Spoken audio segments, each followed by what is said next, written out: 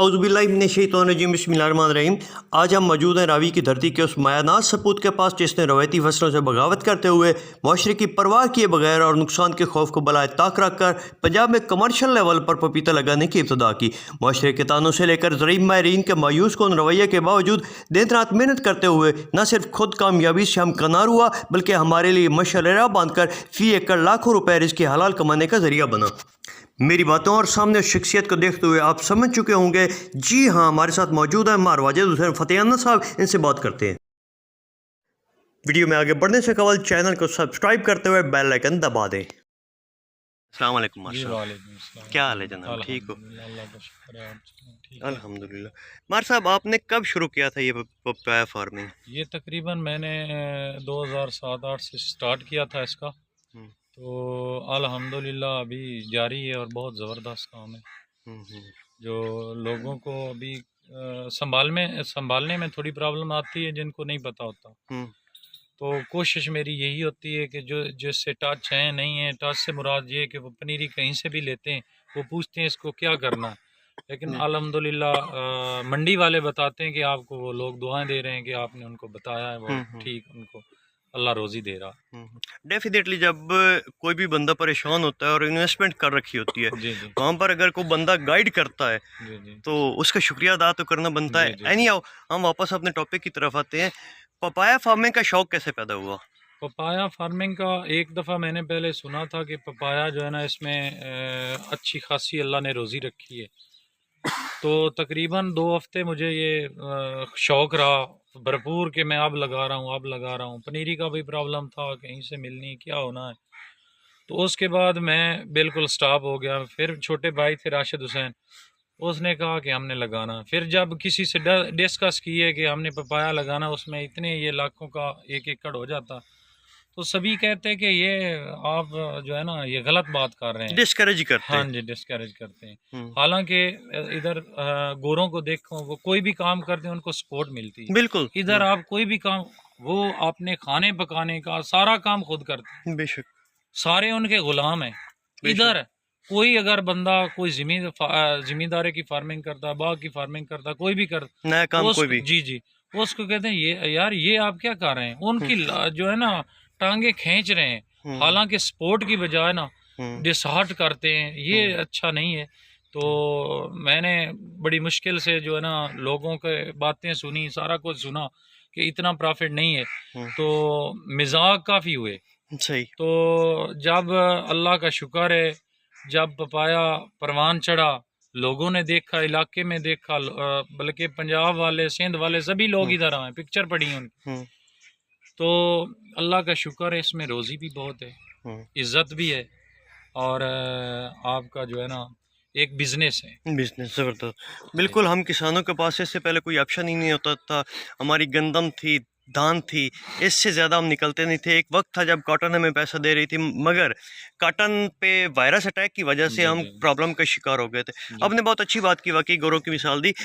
हम कोई भी नया काम करते हैं तो लोग डिस्करेज ही करते हैं। वो जैसे मेंढक होता है ना एक कुएं का, उनको पता नहीं होता कि इससे बाहर को दुनिया है। मेंढक को पता नहीं होता, और समझता है यही सब कुछ है। हमारे जो सपोर्टर हैं या डिस्करेज करने वाले, उनको दुनिया के बारे में पता नहीं है, तो उन्होंने डिस्करेज करना होता है। बहरहाल आपकी हिम्मत है, इब्तदा में शुरू में लगाकर कुछ पता नहीं था, कुछ मालूम नहीं था, इन्फॉर्मेशन कलेक्ट की, उसके बाद नर्सरी ली, हिम्मत की, और आज जो है पूरा पंजाब आपके तामुन का मुंतज़र है और हर जगह पे आपकी जो है वो गाइडेंस चाहता है। मेरा सवाल ये है कि इब्तदा में आपको भी परेशानियाँ, प्रॉब्लम्स तो आए होंगे? बहुत प्रॉब्लम आए थे, बल्कि एक मैं नाम तो नहीं लूँगा उनका, डिप्टी साहब, डिप्टी डायरेक्टर थे, उनके पास मैं गया कि ये पपाए को मुख्तलिफ बीमारियां आ रही हैं। उसने कहा कि हमसे पूछ कर लगाया है आपने। मैंने यकीनी तौर पे मैं कहता हूँ कि हमारे पढ़े हुए लोगों की ये हाल है। जी बिल्कुल। तो बाकी तो अल्लाह ही हाफिज है। तो हर इंसान को ये कोशिश करनी चाहिए कि एक बंदे की सपोर्ट करे। बिल्कुल बिल्कुल। अगर किसी की सपोर्ट नहीं करते तो कम अज कम उनको उसके हाल पे छोड़ दो। हाल पे छोड़ दो। तो वो कम अज कम अपना जो है ना थोड़ा बहुत कोई हिसाब लगा के वो इंशाल्लाह वो कामयाब हो सकता है। लेकिन जब उसको उखाड़ने वाले ज्यादा हैं तो वो मेरे हिसाब से वो चल नहीं सकता। अगला सवाल मेरा कि जो इसकी बीमारी है उसके बारे में थोड़ा सा बता दें। इसकी बीमारियां वायरस और फंगस मेन है। हम्म, रूट्स पे प्रॉब्लम आता है वो इजी जो है ना हल हो जाता है। लेकिन जो वायरस है ये जिस पे पड़ती है वो पौधा 100 में कोई एक ही है जो रिमूव हो जाए, बाकी नहीं होते। हम्म, तो फंगस का भी इलाज है, वायरस में ज़्यादा प्रॉब्लम है। हम्म, तो बाकी जो है ना इसको ऑलरेडी आप अगर 8-10 दिन के बाद स्प्रे करते रहे ना जी, तो इंशाल्लाह जो है ना ये प्रॉब्लम नहीं आएगा। प्रॉब्लम नहीं, और मतलब हमारी जी जी गफलत की जी वजह से जी ये जी वायरस अटैक तभी जी करता है जी जब जी हम गफलत बरते हैं। नहीं, मेरी भी मिसाल ये सी है। ये सीड पे भी है। अभी काफ़ी सीड हम्म, हैं, जिस तरह काटन की आप फरमा रहे थे, हम्म, काटन में भी ऐसे पहले वायरस नहीं थी, फिर वायरस ने ऐड हुई और उसके बाद हमारी काटन जो है ना फ्लॉप। अब बीटी काटन काश्त कर रहे हैं जिसमें ये वायरस का काम मतलब पैदावार में उसमें प्रॉब्लम आई है, हम्म, लेकिन जो है ना वायरस कंट्रोल हो गई है। हम्म, तो अब भी जो फंगस है ना, फंगस हमारी ज़मीनों में ऑलरेडी, अभी मक्की पे कभी फंगस नहीं आई थी, सही। 2 साल से मक्की पे भी आ रही। हम्म, हमारी गंदम की जो काश्त है ये 2 साल से बिल्कुल जो है ना फ्लॉप हो चुकी है।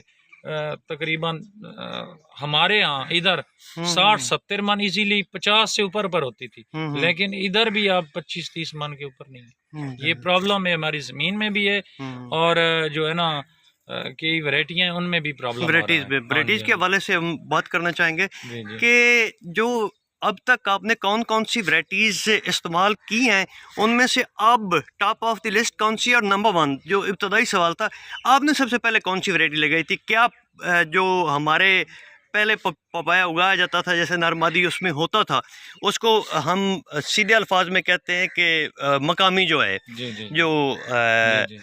वो था वो आपने लगाया था, या फिर कोई हाइब्रिड बीज था? वो कौन सा था? मैंने रेड सब स्टार्ट रेड लेडी का हम्म, किया था, हम्म, जो अब तक चला। सही। तो रेड लेडी से अल्लाह ने इज़्ज़त भी दी है, रिज़क भी काफ़ी दिया है और अब बहुत अच्छी वैरायटी है। हम्म, तो उस पे भी ये फंगस और जो वायरस का अटैक है ना हम्म, उस पे भी काफ़ी है। हम्म, तो अब जो है ना एक नई वैरायटी है दूसरे की, ताइवान की रेड किंग, हम्म, जो भी मैं लगा रहा हूँ हम्म, उसमें वायरस फंगस पे काफ़ी कंट्रोल है, हम्म, ना होने के बराबर है। हम्म, और उसका जो मेन है वो साइजिंग है। हम्म, साइजिंग जो है ना ये 2 फुट 1.5 2 फुट जो इंसान के खर्चे में जाती है, क्योंकि हम्म, खर्चा इस पे काफ़ी होता है। हम्म, तो जो अरमान है ना वो 2 फुट से ऊपर होते हैं बंदे के, सही। जो कि आपको इस सीड से इंशाल्लाह मिलेंगे। हम्म, तो इसका जो फ्रूट साइज है ना ये हम्म, तकरीबन ऊपर से नीचे तक सेम हम्म। सेम होगा आप ये इंशाल्लाह। बात कर रहे हैं उन लोगों के लिए जो इनिशली नहीं है बल्कि पहले पपाया ग्रोअर है, जी जी जी जो जी। उनके प्रैक्टिकली सामने आता था, जो इब्तदाई फ्रूट होता था, नीचे वाला फ्रूट होता था, उसका साइज अच्छा खासा हो जाता हाँ था। जी हाँ जी इससे पहले बाकी जो वैराइटीज है रेड किंग के अलावा, जी जी। उनका उससे ऊपर साइज आप कहना चाहते हैं कि नहीं बनता था, ये मुश्किल होता था बनाना? जो है ना नीचे फ्रूट सारे जो भी पपाए उनका सारे का साइज जो है ना ये बड़ा होता था, हम्म, लेकिन बाद में जो है ना 2-2.5 फुट से ऊपर, हम्म, ये नहीं कि आपका दूसरा साल आ गया है, बल्कि पहले साल में भी एंड पे आपको जो ना फ्रूट साइज हम्म, का काफ़ी प्रॉब्लम होता है, जो कि इंसान ज़मींदार का मार्जिन है, असल मार्जिन है। हम्म, हम्म, हम्म, तो जो इसमें इंशाल्लाह फ्रूट साइज बहुत कम है, हम्म, बल्कि सेम सेम है। आपका नीचे से ऊपर तक फ्रूट हम्म, साइज भी अच्छा, हम्म। बीमारियां भी नहीं है और हर हवाले से ये कामयाब है। आपने कहा कम कम कम कम से मुराद आपका प्रॉब्लम कम आता है ना, कि या ये कि ऊपर जाकर उसका साइज कम हो जाता है? साइज कम हो जाता है अगर नहीं, आप इसमें रेड रेड रेड किंग की बात कर रहा हूँ कि नहीं, इसका साइज ऊपर जाकर कम हो जाता है या मेंटेन रहता ये है? इसका मेंटेन रहता है जबरदस्त, यही नीचे से सवाल। ऊपर तक इंशाल्लाह। जबरदस्त। फ्रूट साइज जो है ना ये सेम सेम आएगा नीचे से ऊपर तक इंशाल्लाह। आप इस साल कौन कौन सी वैरायटीज जो है वो लोगों को दे रहे हैं, खुद कौन सी बीज रहे हैं, अपने लिए कौन सी चुनी है और लोगों के लिए कौन सी है? मैं लोगों को रेड लेडी भी दिया है, बिग डैडी भी दिया है, सारियां दिया हैं वैरायटियां। हम्म, लेकिन जो अब है ना लोगों को भी बता रहा हूँ और ख़ुद अपने लिए जो है ना रेड किंग लगा रहा हूँ रेड इंशाल्लाह। किंग। और इस पे अच्छा खासा जो है ना मुझे शौक भी है इसका, क्योंकि मैं ये लंबे साइज़ वाली जो वैरायटी है ये मार्केट में बहुत पसंद की जाती है। इसकी मैंने पिक्चर मार्केट में भेजी है, हम्म, तो उस वक्त उन्होंने कहा कि पर कार्टन 500 रुपये हम आपको ज़्यादा देंगे अगर ये वैरायटी आप हमें देते हैं जो लंबे जबरदस्त। साइज़ में होती है। मुझे पता है मार्केट में भी होता, खाते भी हैं। हम्म, तो ये जो होता है ना इसमें वज़न भी काफ़ी होता है और खूबसूरत भी होता है और मार्केट में पसंद किया हाँ, जाता है। मार्केटिंग के लिहाज से वजन और जी जी। खूबसूरती दोनों इंपॉर्टेंट है। हाँ जी पाकिस्तान में तो, पाकिस्तान से बाद जो फॉरेन कंट्रीज में स्पेशली जो वेस्टर्न वर्ल्ड है वहाँ पर साइज छोटा जो है पसंद किया जाता है, बट पाकिस्तान में बड़ा साइज बड़ा पसंद साइज पसंद किया तो गाहक इसका पसंद भी करते हैं। इंशाल्लाह साइज जो है ना हम्म। ये 2 किलो से ऊपर हो गया इंशाल्लाह। माशाल्लाह वो जो रेड लेडी है उसके जी। बारे में पूछना चाहता हूँ, और बिग डैडी के हवाले से स्पेशली मैं पूछना चाहता हूँ कि उसका साइज कितना होता है बिग डैडी का। वो साइज के हवाले से भी ठीक है, हम्म लेकिन ये थोड़ा प्रॉब्लम आ रहा है वायरस का, फंगस का। तो बाकी जो है ना साइज और साइज भी अच्छा, ऊपर जो साइज है ना असल मेन प्रॉब्लम आ रही ऊपर वाले साइज। दूसरा साल या दूसरी जो फसल स्टेप है ना, दूसरा स्टेप है जी जी। आपका, उसमें साइज जो है ना वो कम हो जाता है, उस पे आपको मेहनत करनी पड़ती है।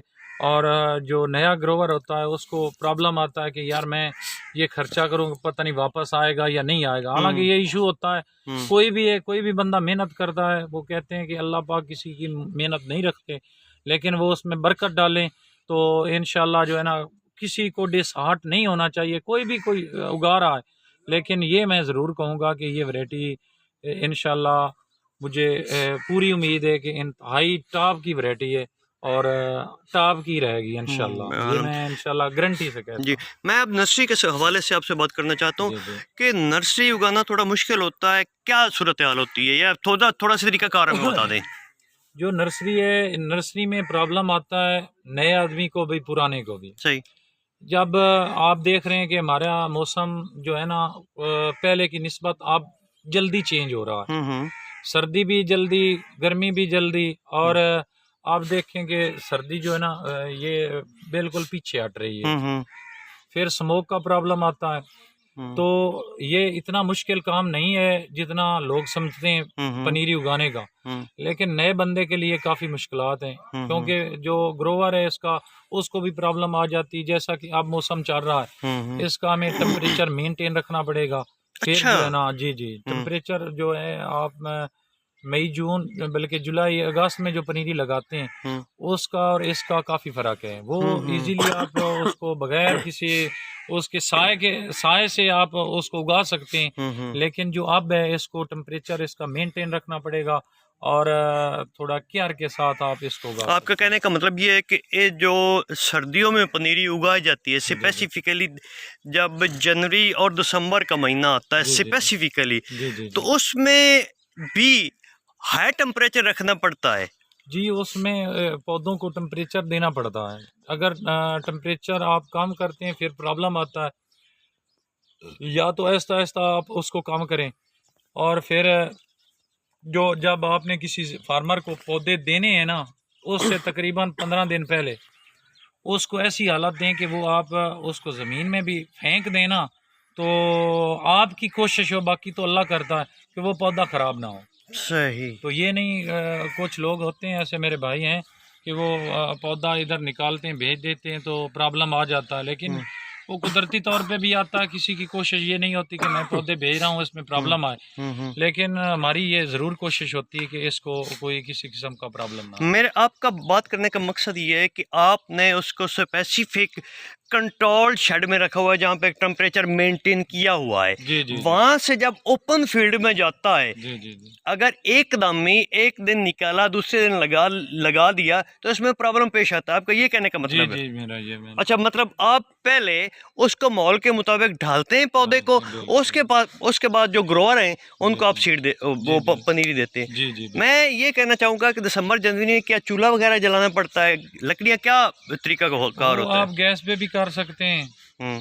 तो दूसरे नंबर पे आप अभी तो काफ़ी सहूलियात हैं, जदीद दौर है, तो बिजली पे भी उसको लगा सकते हैं, तो उसको टेम्परेचर दे सकते हैं। तो जो है ना 30-35 से ऊपर ना जाए, इतना होना चाहिए। सही। बहरहाल उसके लिए 30 या 35 या इससे ऊपर ना जाए, इसके लिए कम भी ना हो और ज़्यादा भी ना हो। हाँ जी।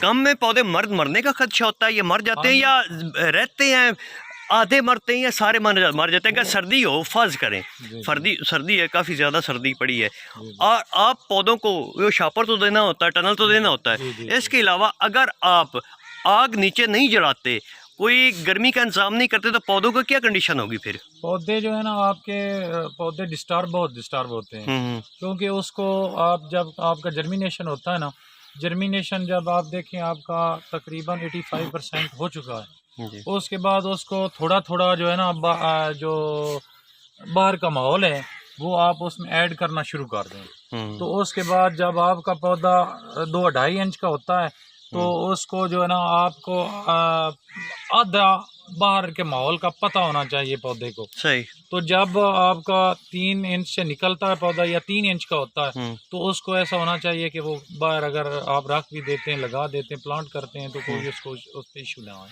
हम कोशिश करेंगे जितनी पहले वीडियोस यूट्यूब पर मौजूद हैं, ये कहीं पर भी हैं, उसमें जो चीज़ें डिस्कस की जा चुकी हैं उस टॉपिक की तरफ हम न जाएं, बल्कि स्पेसिफिकली नए टॉपिक लें ताकि जो ग्रोअर है उसको सही और गलत में पता चल सके और उसके लिए जो है मुफीद साबित हो।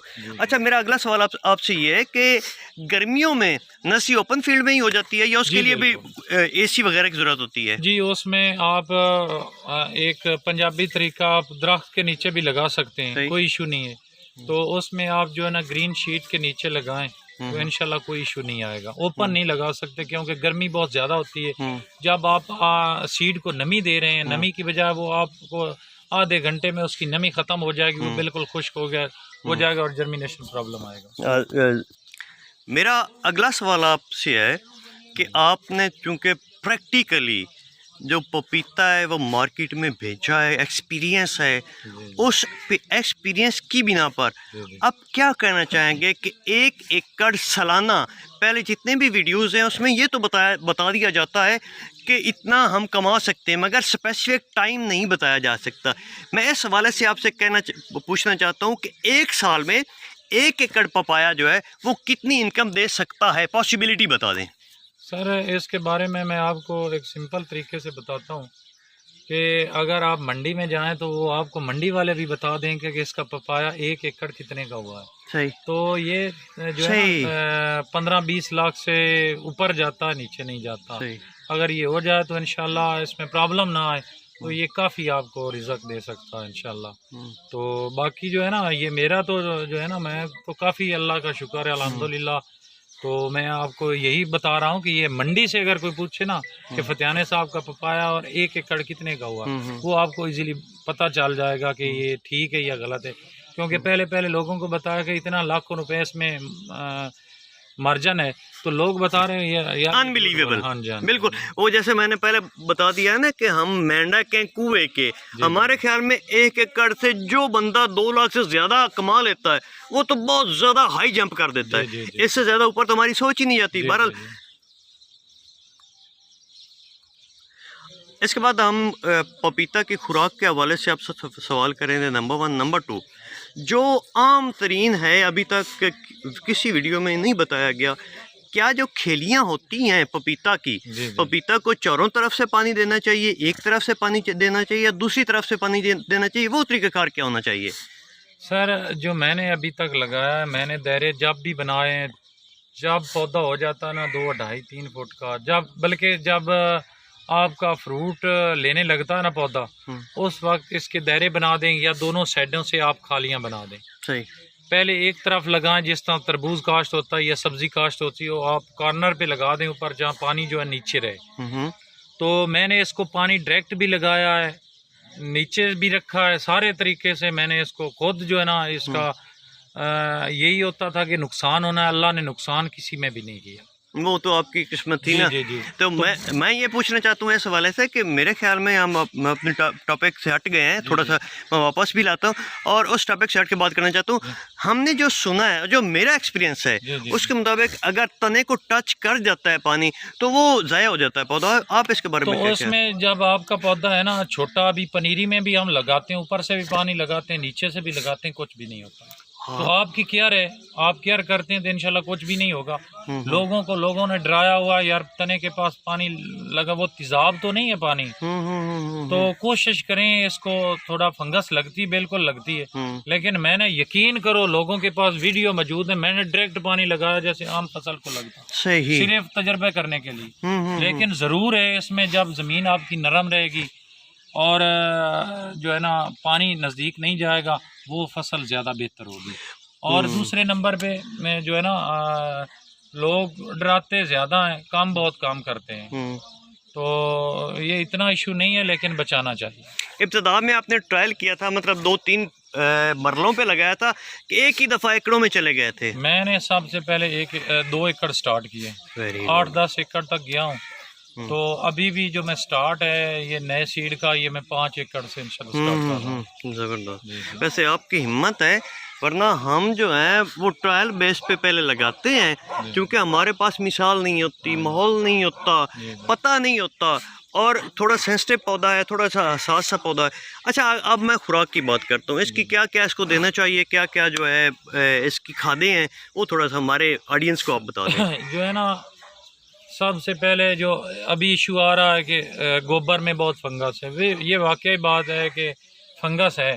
लेकिन अब जिसकी ज़मीन खाली पड़ी है वो उसमें गोबर डालें, गोबर डाल के उसकी रोनी करें, रोनी के साथ आप वेस्ट डिकम्पोज़र जो है ना उसको फ्लड कर दें, हम्म और उसके बाद आप जंतर या कोई चीज़ काश्त कर दें। हम्म तो जो पपीता लगाने से पहले उसको उसके अंदर ग्राइंड कर दें। हम्म ग्राइंड करने के बाद आपका जो है ना, एक तो गोबर ज़मीन में हल हो जाएगा। हम्म यकीन करो, लोग बहुत खातें बताते हैं, अब डालनी पड़ती हैं, क्योंकि मैं अब जो तजर्बा कर रहा हूँ इसमें भी मैं गोबर ज़रूर डालूँगा। हम्म तो जो है ना, गोबर की ताकत ये सबसे बेस्ट है। उसके साथ आप डीएपी, पोटाश, बोरान, इसका जो है ना इस्तेमाल करें। ये मैं ज़रूर बताऊंगा कि कमज़ोर ज़मीन में पपाया नहीं होगा, कोई भी सीड है, कोई भी सीड है वो नहीं होगा। जबरदस्त। जो ज़मीन तकड़ी है, भारी ज़मीन है, वो ताकत रखती है, और उसके मालिक ज़िंदा हैं, वो केयर कर सकते हैं, वो उसकी ज़मीन की सपोर्ट कर सकते हैं। तो इंशाल्लाह मैं ये गारंटी से कहता हूँ कभी मायूस नहीं होंगे, यहाँ वो पर बद दुआ नहीं देंगे। यहाँ पर मैं आपकी बात में इजाफा करना चाहता हूँ, जी जो लोग समझते हैं कि ये गंदम है या धान है, जी जी और उस ही ख्याल से, उसी हवाले से बीजना चाहते हो, आर्गेज ना बीजें, जी जी जी क्योंकि इसमें मेहनत करना पड़ती है। जी जी अगर आप डेफिनेटली 50,000 रुपये कमाना चाहते हैं तो उसके लिए मेहनत कम करना पड़ती है, और अगर आप ज़्यादा कमाना चाहते हैं, 15 लाख 20 लाख कमाना चाहते हैं, तो डेफिनेटली आपको मेहनत करना होगी। जी जी जी जो मेहनत नहीं कर सकता, मेरे ख्याल में उसको पपीते के नज़दीक भी नहीं जाना जी चाहिए। जी जी अच्छा, आखिर में हम शुक्रगुजार हैं जनाब मार वाजिद हुसैन साहब फतियाना के, जिन्होंने अपने कीमती वक्त में से हमें और हमारे व्यूअर्स को टाइम दिया, हमारे साथ अपने कीमती तजुर्बात शेयर किए। सबसे आम बात, काफ़ी ज़्यादा जांच परख के बाद अपने लिए और हमारे लिए एक ऐसी पपीता की मुनफरिद वैरायटी का इंतखाब किया और उसका बीज दरामद किया, जो न सिर्फ बीमारियों के खिलाफ भरपूर क़ुव्वत मदाफ़त रखती है, बल्कि फल की खूबसूरती, क्वालिटी और वज़न को शुरू से लेकर आखिर तक बरकरार रखती है। पपीता की इस वैरायटी यानी रेड किंग को अपनी इन्हीं मुनफरिद खसूसियात की बिना पर अपनी हम असर पपीता की तमाम वैरायटीज़ पर फ़ौक़ियत हासिल है। यही वजह है कि दुनिया भर में रेड किंग की मकबूलियत और डिमांड में दिन ब दिन इजाफा होता चला जा रहा है। पैदावार हो, जायका हो या खूबसूरती, रेड किंग का कोई सानी नहीं। आखिर में आप लोगों से रिक्वेस्ट है कि चैनल को सब्सक्राइब करते हुए बेल आइकन को दबा दें। अब आपसे इजाज़त चाहते हैं, सांसों ने मोहलत दी तो अगली वीडियो में मिलेंगे, तब तक के लिए इजाज़त, अल्लाह हाफिज़।